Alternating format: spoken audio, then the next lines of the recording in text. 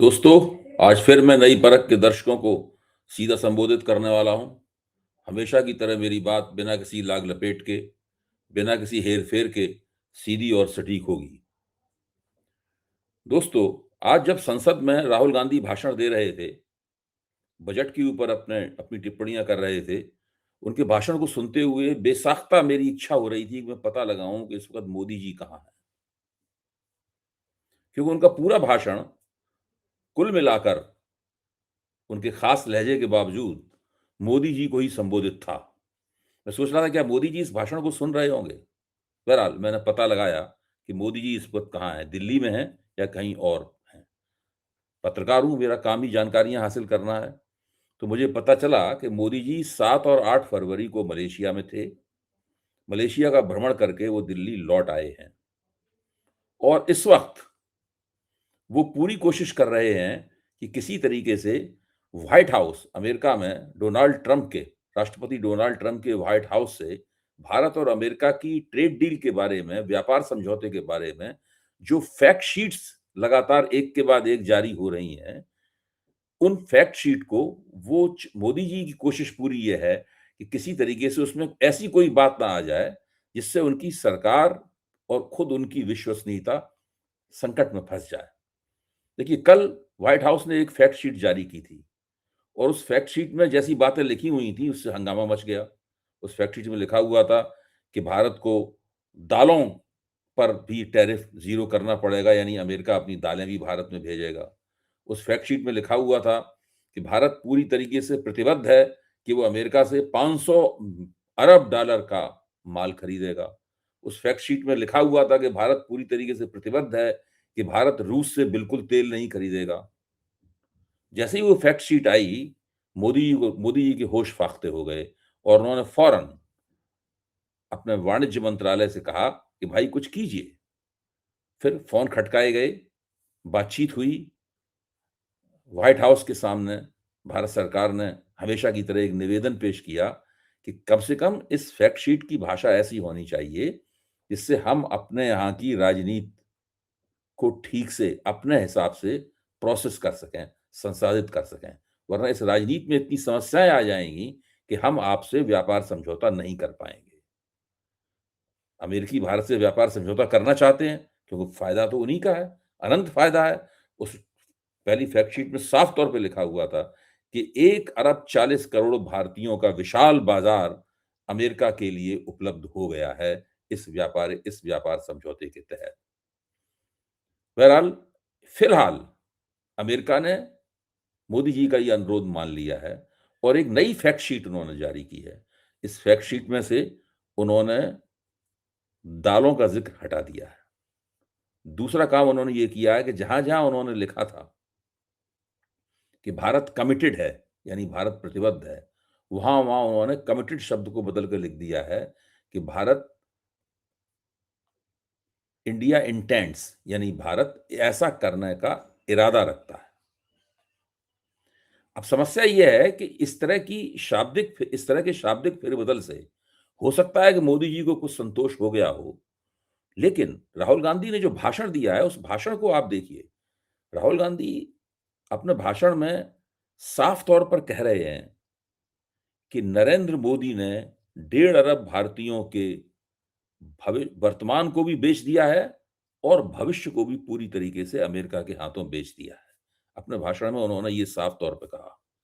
साथ ही उन्होंने ये भी कहा कि अगर वो इंडिया गठबंधन की तरफ से ट्रंप के साथ सौदा कर रहे होते, तो वो क्या करते? उन्होंने बिल्कुल एक समांतर रवैया पेश किया लोगों के सामने, देश के लोगों के सामने। उन्होंने कहा अगर हम बात कर रहे होते, तो हम ट्रंप की आँख में आँख डाल के कहते कि मिस्टर ट्रंप, अगर आप अपने डॉलर को बचाना चाहते हैं, तो ज़रूर बचाइए। लेकिन उसके लिए आपको भारत के 1.5 अरब लोगों की क्षमताओं पर विश्वास करना होगा। उन पर भरोसा करना होगा, उनके लिए गुंजाइशें खोलनी होंगी, तब आप अपने डॉलर को बचा पाएँगे। वो दूसरी बात कहते हैं कि अगर आप अपने मिस्टर ट्रंप, अगर आप अपने किसानों को बचाना चाहते हैं, तो ज़रूर बचाइए, आपका स्वागत है। लेकिन तब हमें आपको इजाज़त देनी पड़ेगी कि हम अपने किसानों को बचाएँ।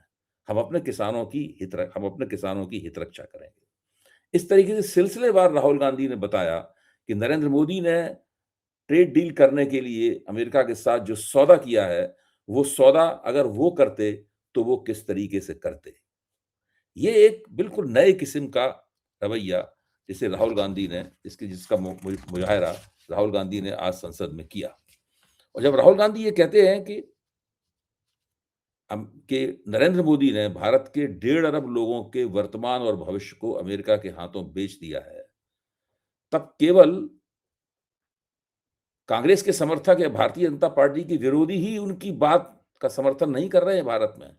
भारत के बुद्धिजीवियों के बीच में, भारत के आर्थिक विशेषज्ञों के बीच में और उन लोगों के बीच में जो कि भारत और अमेरिका के बीच ट्रेड डील होते हुए देखना चाहते हैं और उन लोगों के बीच में जो कि भारत में आर्थिक तथाकथित आर्थिक सुधारों का समर्थन करते हैं, उन लोगों के बीच में जो कि बाजारवादी अर्थव्यवस्था के भी समर्थक हैं। मैं वामपंथियों की, समाजवादियों की, कम्युनिस्टों की और ऐसे लोगों की बात नहीं कर रहा हूँ जो कि जनपक्ष जनता की पैरोकारी करते हैं, जनपक्षधर हैं, उनकी बात नहीं कर रहा हूँ। मैं उन लोगों की बात कर रहा हूँ जिनमें जिनकी सूची में सबसे प्रमुख नाम है स्वामीनाथन शहनाज अंकलेश्वरैया अय्यर का। उन्होंने आज इकोनॉमिक टाइम्स में जो लिखा है उसे आप सुनिए। आप भौचक्के रह जाएँगे कि राहुल गांधी ने संसद में ये बात बाद में कही है।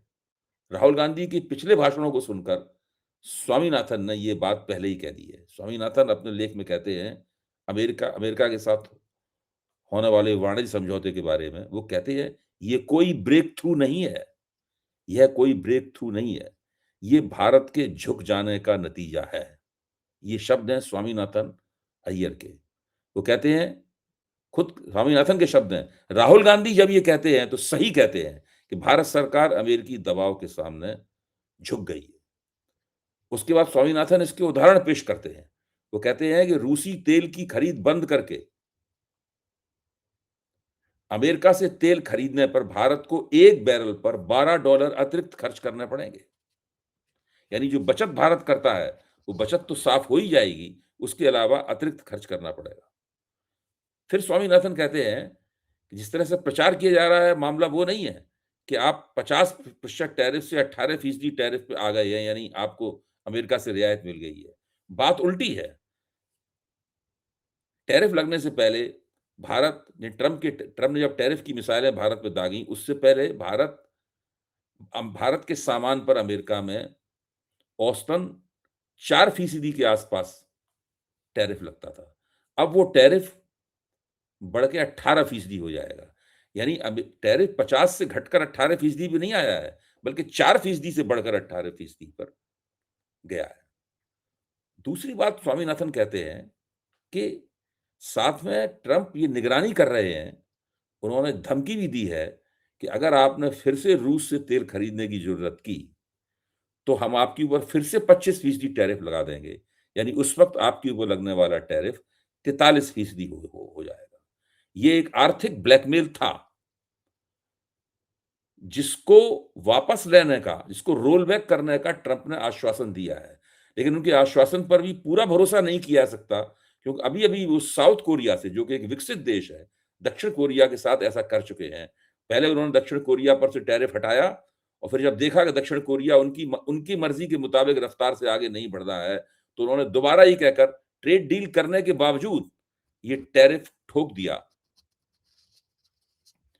25% टैरिफ साउथ कोरिया के ऊपर और फिर ठोक दिया।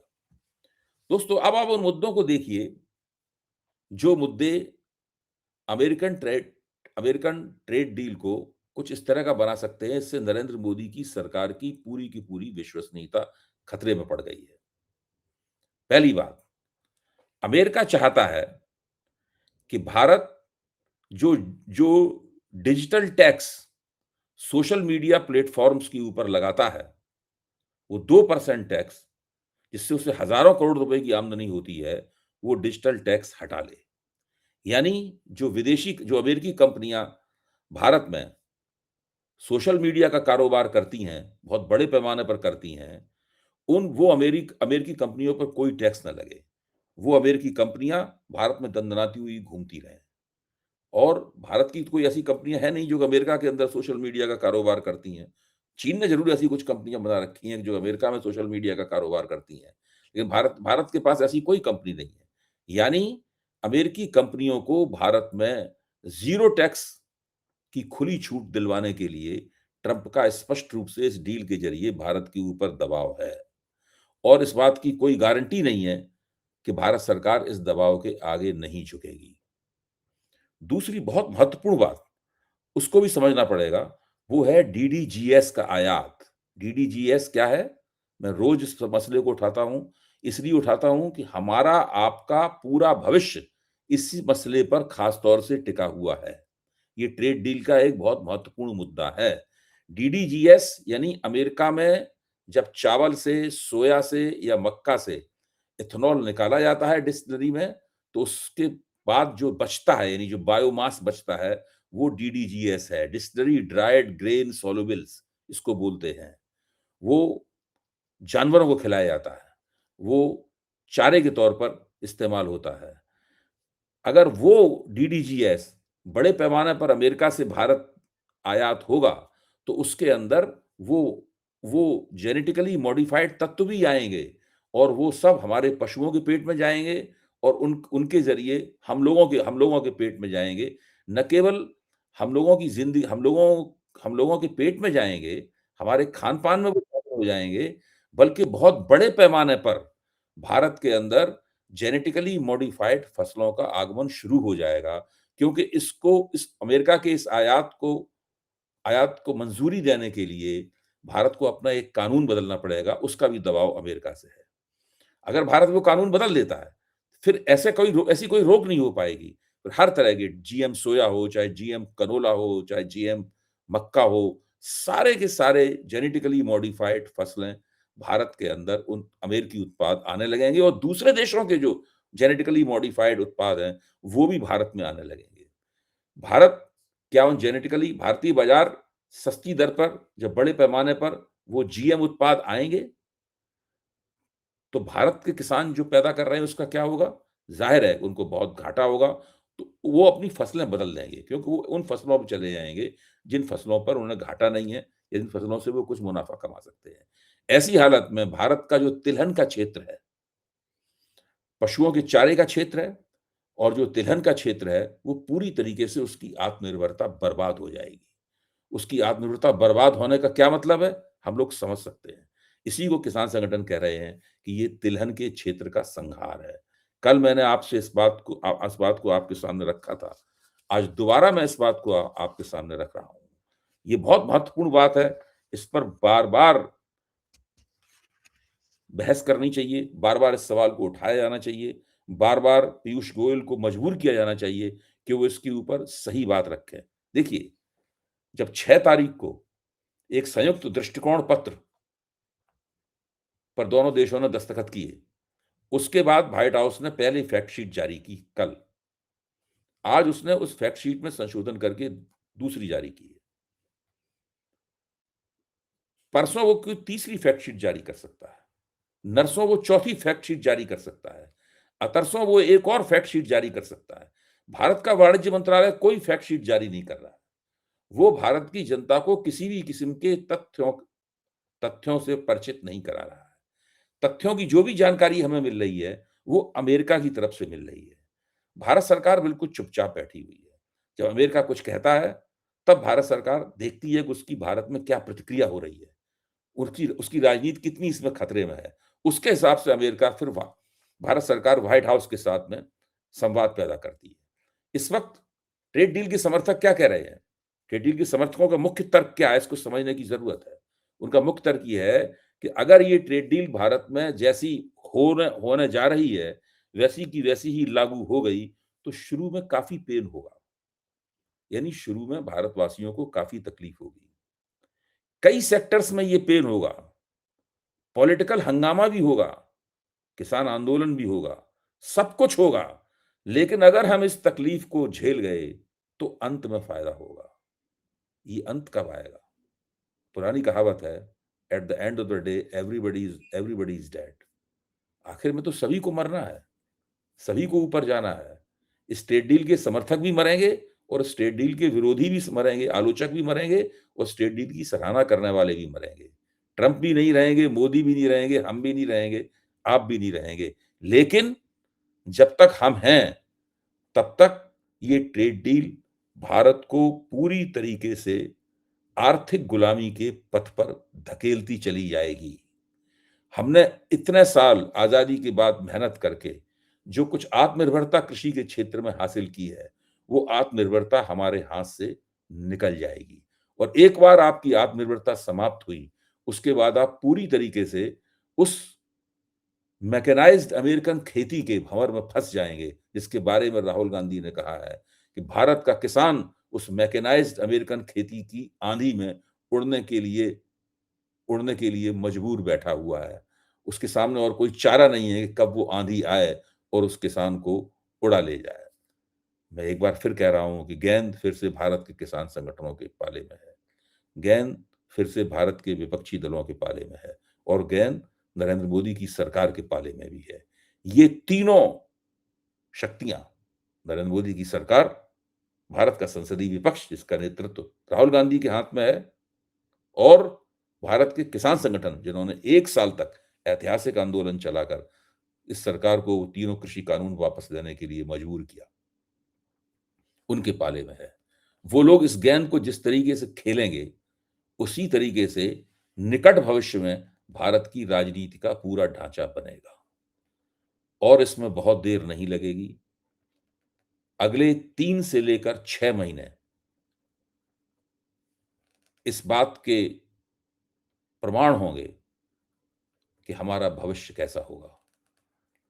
अमेरिका के साथ में ये व्यापार संधि करके नरेंद्र मोदी ने हम सबको उस कगार पर खड़ा कर दिया है, जहां जरा-सा आप चूके कि कगार में गिरे, विनाश हमारी प्रतीक्षा कर रहा है। इस विनाश को हम कैसे रोकेंगे? रोक पाएँगे या नहीं रोक पाएँगे? इस सरकार का आम तौर पर समर्थन करने वाले भी बहुत चिंतित हैं। जिन स्वामीनाथन अय्यर का मैंने ज़िक्र किया है, वो इस सरकार के बनाए गए हर बजट का समर्थन करते रहे हैं और उसके अंदर ऐसे नुक्ते निकालते रहे हैं जिससे उसकी उसकी तारीफ़ हो और उसको सकारात्मक अ, रोशनी में दिखाया जा सके। जब वो तक कह रहे हैं कि अमेरिकी दबाव के आगे भारत झुक गया है, तो आप सोच सकते हैं कि वास्तविक स्थिति क्या है। आज के लिए बस इतना ही। दोस्तों, अगर आज की सीधी बात खत्म करने से पहले मैं आपके चैनल नई परख के बारे में कुछ और भी कहूँ, तो आप थोड़ा ध्यान से सुनिए। आप सभी ने नई परख को इतना प्यार किया है, इसके लिए सभी दर्शकों का तहे दिल से शुक्रिया। अगर आप चाहते हैं कि मैं आपके लिए अलग से कंटेंट बनाऊँ, आपकी टिप्पणियों पर प्रतिक्रिया करूँ या आपके सुझावों पर चर्चा करूँ, तो आप हमारे चैनल के साथ खास तरह से जुड़ सकते हैं। अगर आप नई परख चैनल का हिस्सा बनेंगे, तो आप मेरे वीडियो बाकी सब्सक्राइबरों से 1 घंटे पहले देख पाएँगे। मैं आपकी बातों का जवाब दूँगा, आपके लिए हर दिन स्पेशल शो करूँगा और आपके सुझाव अपने वीडियो में शामिल करूँगा। बहुत-बहुत धन्यवाद।